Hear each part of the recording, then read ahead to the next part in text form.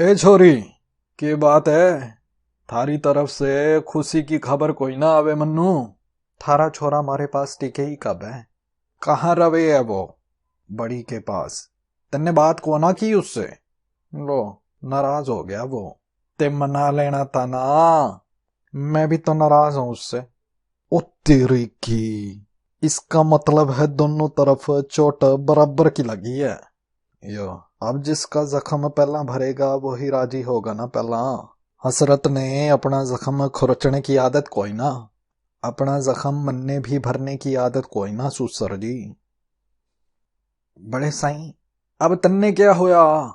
कसम है कजली नू अपनी आंख के कजले की। आपके होते हुए मन्ने की होवे। बस जिंदो के भाई का ब्याह है आज। जिते इजाजत देवे तो मैं मुबारक दे आवा।